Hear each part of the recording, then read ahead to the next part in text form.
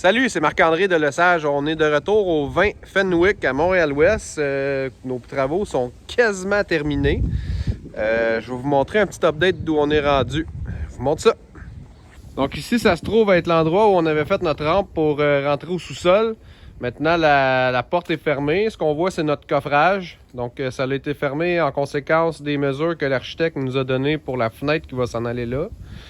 La partie souterraine a été fermée avec de l'armature, une membrane imperméabilisante. Demain, on décoffre ça, puis ça va être ni vu ni connu. Il va juste rester à peinturer le mur de la même couleur qu'il était auparavant, puis nettoyer la brique. On va aller en dedans. OK, là, on est au sous-sol. On est prêt à couler la dalle. Demain matin, on coule le plancher du sous-sol. Donc, c'est ce que ça a l'air une fois que c'est tout creusé, tout coffré, tout prêt au béton. Donc, ce qu'on voit ici, là, ça se trouve être notre mur de fondation d'origine qui se terminait à peu près ici. Donc, nos pieux ont été enfoncés. On a montré ça sur la vidéo juste avant. Puis, on est allé couler en dessous une semelle et un mur de fondation par-dessus. Donc, on perd environ un 5 pouces d'épaisseur, c'est tout. Puis maintenant, on est à un sous-sol d'un peu plus que 8 pieds. Donc, le propriétaire va pouvoir se faire des chambres ici ou ce qu'il veut. Puis, ce que vous voyez sur les murs, c'est les membranes drainantes. Puisqu'il n'y a pas de drain français à l'extérieur, il n'y a pas d'imperméabilisation sur la fondation, on vient mettre des membranes drainantes chevauchées comme ça, de sorte que l'eau, si jamais il y avait de l'eau qui rentrerait par en arrière, par une fissure ou quoi que ce soit, bien, elle va ruisseler derrière cette membrane-là jusqu'en dessous de la dalle.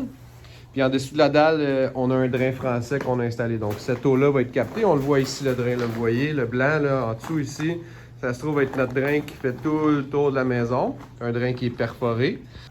Donc le drain, on le voit, il s'en va dans notre bassin de captation ici, qui se jette dans le bassin. On voit seulement, là, il y a de l'eau qui coule. Donc ça, c'est de l'eau de la nappe phréatique, l'eau dans le sol. S'il n'y avait pas le drain français, la dalle ici, elle serait humide, puis il y aurait de l'eau qui s'infiltrerait. Donc l'eau, elle s'en va dans le bassin. Puis là, actuellement, le bassin, on l'a mis, on l'a braisé au plafond pour pas qu'il lève avec la pression d'eau qui est en dessous, puisque le bassin n'est pas perforé. Mais une fois que la dalle va être coulée, ça va pouvoir être enlevé. Donc, ce qu'on voit à terre, si on regarde les couches, là, il est là le drain. Un drain rigide perforé. Donc, on a le pare-vapeur qui bloque les vapeurs de radon ou d'humidité dans le sol. Il y a notre membrane Delta MS qui s'en va jusque sur la footing qui amène l'eau jusqu'au drain français. Puis ensuite de ça, on a un treillis métallique.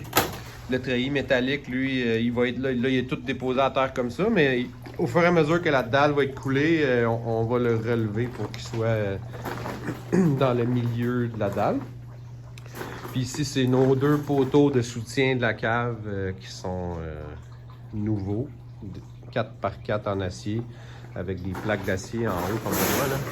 C'est des plaques d'acier soudées, toutes vissées dans la colonne de bois d'origine de la maison. Puis en dessous, il y a des semelles là, selon le plan d'ingénieur. Celle-là est un petit peu plus petite que celle-là. Puis, donc, c'est à ça ça ressemble. Demain, il va y avoir un beau plancher de cave de coulée ici. Puis nos travaux vont être terminés. Il va juste rester à décoffrer notre ouverture là, pour que la fenêtre soit réinstallée. Puis ils vont pouvoir terminer leur sous-sol. Donc voilà, merci. Au revoir.